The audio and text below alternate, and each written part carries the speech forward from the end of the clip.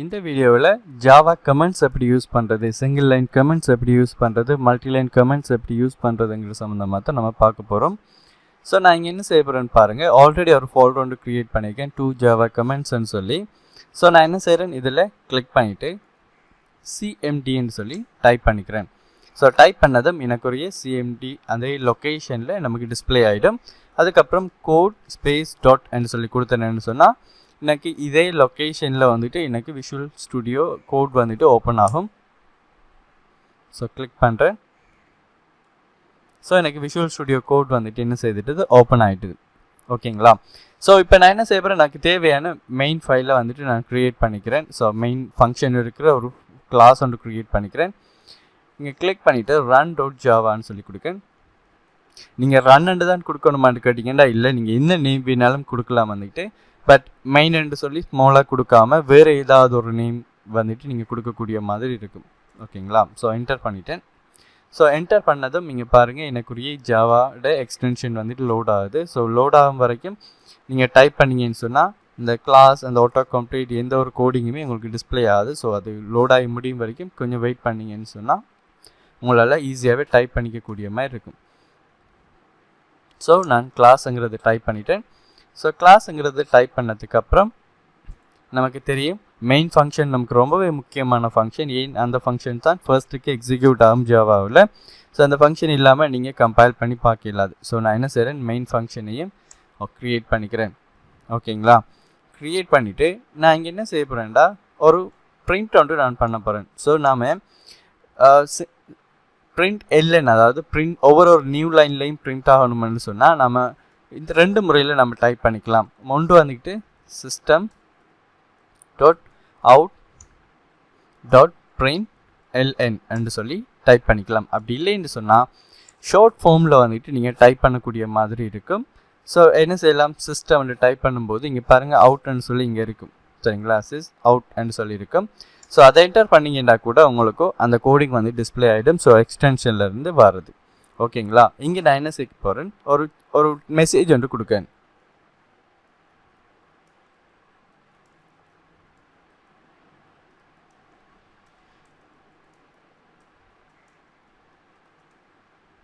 ஓகேங்களா? ஸோ என்ன டெக்ஸ்ட் கொடுத்துருக்கேன், above you can see single line commentsன்னு சொல்லி. அப்படின்னு சொன்னால் என்ன அர்த்தம், நம்ம இப்போ சிங்கிள் லைன் கமெண்ட்ஸ் அப்படி தான் எழுத போகிறோம்.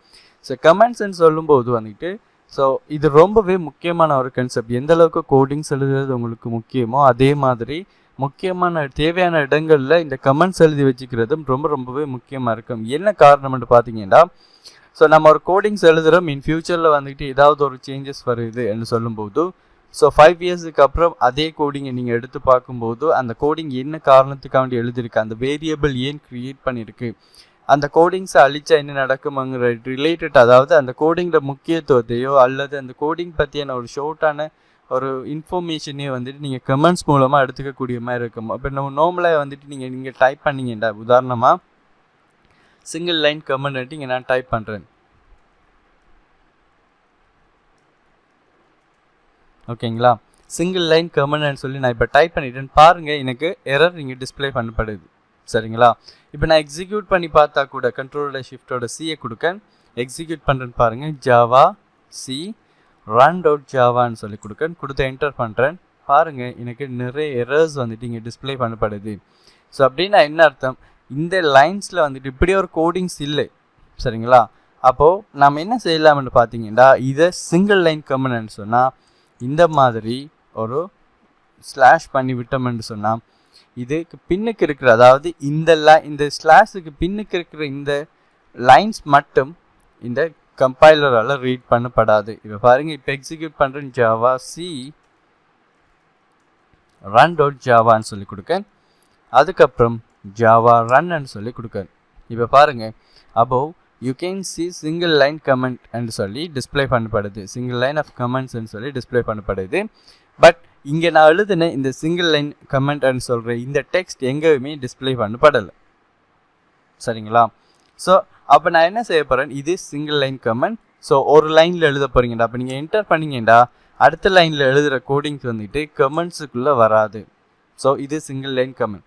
இப்போ நம்ம என்ன செய்ய போகிறோம்னா மல்டி லைன் கமெண்ட்ஸ் எப்படி எழுதுறங்கிற சம்மந்தமாக தான் நம்ம பார்க்க போகிறோம். ஸோ மல்டி லைன் கமெண்ட்ஸ் எழுதுறதுக்கு ஸ்லாஷ் பண்ணிவிட்டு இந்த இடத்த அதுக்கப்புறம் ஸ்டார் மார்க் கொடுக்கணும். பாருங்கள், அது முடிகிறது என்னது, திருப்பி ஸ்டார் மார்க், திருப்பி அந்த slash.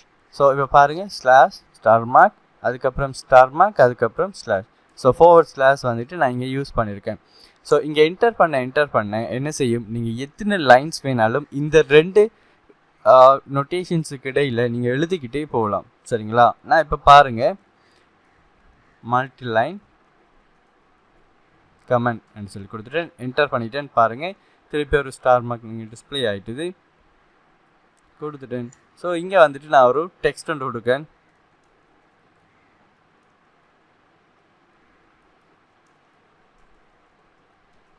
below written code help to print data in Java ன்னு சொல்லி சும்மா ஒரு டெக்ஸ்ட் ஒன்றை டைப் பண்ணிக்கிறேன். பாருங்கள், இது சிங்கிள் லைன், ஒரு லைன் தான். நீங்கள் என்டர் பண்ண இங்கே எந்த ஒரு சேஞ்சஸுமே வராது. இங்கே என்டர் பண்ணிக்கிட்டவா நீங்கள் கீழே வந்து கோடிங் தான் எழுதணும். அது சிங்கிள் லைனுக்குள்ளே வராது. சிங்கிள் லைன்னு சொல்கிறது அந்த ஒரு லைனில் மட்டும்தான் நீங்கள் அந்த கமெண்ட் எழுதலாம். இங்கே அப்படி இல்லை, நீங்கள் எத்தனை தரம் என்டர் பண்ணுறீங்களோ அத்தனை தரம் நீங்கள் அந்த ஃபுல்லாகவே வந்துட்டு நீங்கள் என்ன செய்யலாம், கமெண்ட்டாக எழுதிக்கிட்டே போகலாம், எந்த ஒரு ப்ராப்ளமும் இல்லை. ஸோ இப்போ நான் என்ன செய்ய போகிறேன், இங்கே இன்னொரு பிரிண்ட் வந்துட்டு நான் கொடுக்கேன். நான் ஷார்ட்கட்டை யூஸ் பண்ணி எழுதுகிறேன். சிஸ்டம் அவுட் கொடுத்துட்டேன். இங்கே நான் வந்துட்டு ஒரு டெக்ஸ்ட் ஒன்று கொடுக்கேன்.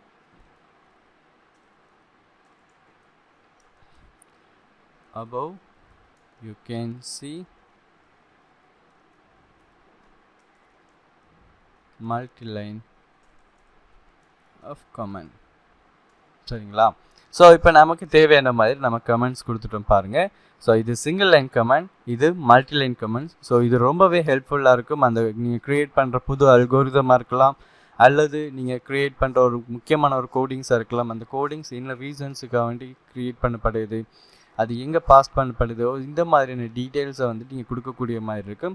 ஸோ திரும்பவும் நான் சொல்லிக்கிறேன் வந்துக்கிட்டு ஸ்டார்ட்லேருந்து வீடியோஸை பார்த்து வாங்க. ஸோ ஒவ்வொரு சீக்வன்ஸாக நான் ஒரு இன்ஃபர்மேஷன் சொல்லிட்டு வரேன். இடையில இருந்து பார்க்கும்போது உங்களுக்கு விளங்காமல் போய்ட்டும் வந்துக்கிட்டு என்ன ரீசன்ஸுக்காக வேண்டி இந்த கோடு எழுதப்படுதுன்னு சொல்லி.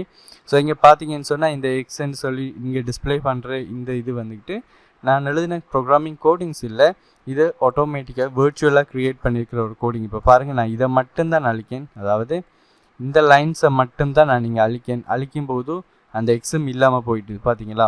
ஸோ அது எக்ஸ் வந்துட்டு ஆக்சுவலாக நான் எழுதின கோடிங்ஸ் இல்லை, நீங்கள் டைப் பண்ணாதீங்க இதை. ஸோ இதை டைப் பண்ணாமல் டபுள் கொட்டேஷனில் ஸ்டார்ட் பண்ணி டபுள் கொட்டேஷனில் முடிங்க. நீங்கள் இன்ஸ்டால் பண்ணியிருக்கிற எக்ஸ்டென்ஷன் வந்துக்கிட்டு இதை உங்களுக்கு டிஸ்பிளே பண்ணி தரும் வந்துக்கிட்டு. ஸோ அப்படி டிஸ்பிளே பண்ணலைன்னு சொன்னால் அது ஒரு ப்ராப்ளம் இல்லை. ஸோ அந்த கோடிங்ஸ் நமக்கு அந்த தேவையில்லை வந்துட்டு. பட் அது வந்துட்டு ஈஸியாக இந்த டேட்டா வந்துட்டு இதுக்குள்ளே போய் அசைன் ஆகுது அந்த ஃபங்க்ஷனுக்குள்ளேன்னு சொல்கிறத உங்களுக்கு நோட்டிஃபை பண்ணுறதுக்காக இது யூஸ் பண்ணப்படுது. தவிர இது கண்டிப்பாக இருக்கணும்னு அவசியம் இல்லை. சில நேரங்களில் நீங்கள் இதை டைப் பண்ணியிருப்பீங்க, டைப் பண்ணி எக்ஸிக்யூட் பண்ணும்போது இந்த எக்ஸில் வந்துட்டு உங்களுக்கு எரர் டிஸ்பிளே பண்ணிகிட்டு இருக்கும். இப்போ உதாரணமாக பாருங்கள், இந்த மாதிரி நீங்கள் டைப் பண்ணியிருந்தீங்கன்னு சொன்னால் இப்படி தான் உங்களுக்கு எரர் டிஸ்பிளே பண்ணப்பட்டுருக்கும். சரிங்களா? இதை நீங்கள் எக்ஸிக்யூட் பண்ணும்போதும் உங்களுக்கு அது எரர் டிஸ்பிளே பண்ணி பாருங்கள். ஜாவாசி ரன் அவுட் ஜாவான்னு சொல்லி கொடுக்கேன். ஸோ கொடுத்ததும் நீங்கள் பாருங்கள், உங்களுக்கு இங்கே எரர் டிஸ்பிளே பண்ணப்படுது. ஏன், அது ஒரு ப்ரோக்ராமிங் கோடிங்ஸ் இல்லை, அது வேர்ச்சுவலாக க்ரியேட் பண்ணுற ஒரு கோடாக இருக்குது. சரிங்களா? ஸோ கண்டினியூஸாக வீடியோஸை பாருங்கள், வந்துட்டு ப்ராக்டிஸ் பண்ணி பாருங்கள். ஒவ்வொரு வீடியோஸையும் பார்க்கும் கண்டினியூஸாக முதலாவது சீரீஸ்லேருந்து பார்த்து வாங்க வந்துட்டு. ஸோ அப்போ தான் ஈஸியாக விளங்கிக்கக்கூடிய மாதிரி இருக்கும். தேங்க்யூ ஃபார் வாட்சிங்.